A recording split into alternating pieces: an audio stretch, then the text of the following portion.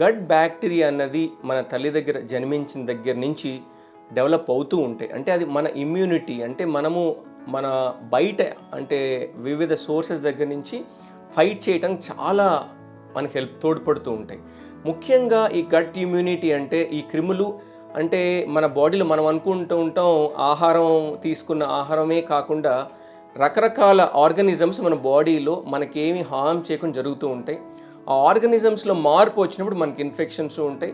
చాలా రకరకాలైన autoimmune disorders కానీ, స్కిన్ డిసార్డర్స్ కానీ, మన డైజెస్టివ్ డిసార్డర్స్ కానీ ఇవన్నీ కూడా ఈ గట్ బ్యాక్టీరియా వల్ల మనకు వస్తూ ఉంటాయి. అందుకని ముఖ్యంగా దాన్ని మనం కాపాడుకోవటం అనేది మనం అధికంగా తీసుకునే ప్రోబయోటిక్స్ ఎక్కువగా తీసుకోవాలండి. ప్రోబయోటిక్స్ అంటే నార్మల్గా దొరికేది కర్డ్స్ కానీ అలాంటివి తీసుకున్నప్పుడు నార్మల్ ఫ్లోరా డెవలప్ అవుతూ ఉంటాయి. దీన్ని కామన్గా డిస్టర్బ్ చేసేది మనం వాడే యాంటీబయాటిక్స్. ఎప్పుడైతే మన యాంటీబయాటిక్స్ వాడతామో చెడు క్రిములతో పాటు మంచి క్రిములు కూడా వెళ్ళిపోతాయి కాబట్టి మన గట్ ఇమ్యూనిటీని డిస్టర్బ్ చేస్తాయి. కాబట్టి మనకు ఏదో ఒక విధమైన అంటే రకరకాలైన చాలామంది ఇరిటబుల్ బౌల్ సిండ్రోమ్స్ అని, లేకపోతే నాకు అప్పుడప్పుడు బ్లోటింగ్ అవుతూ ఉంటుందని, ఇవన్నీ కూడా మన నార్మల్ ఫ్లోరాని మనమే డిస్టర్బ్ చేసుకోవడం జరుగుతూ ఉంటాయి.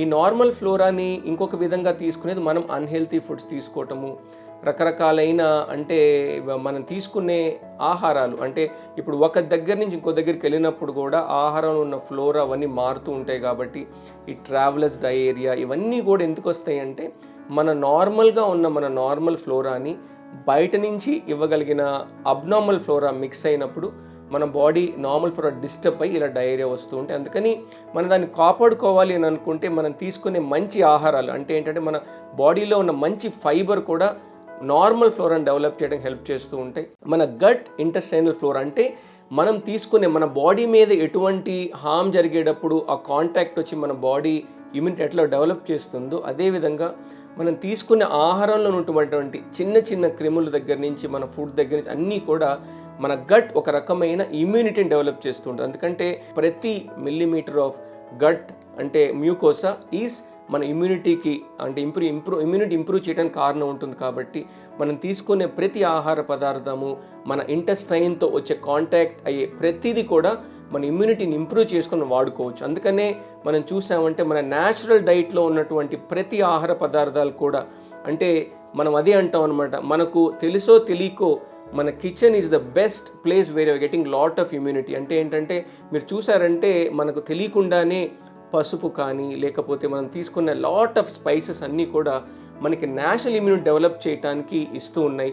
మిల్క్ కానీ కర్డ్స్ కానీ మీరు చూస్తే మన నిజ జీవితంలో మన కిచెన్లో మనం ఏమేమి తీసుకోవాలో అవేమీ తీసుకోవట్లేదు.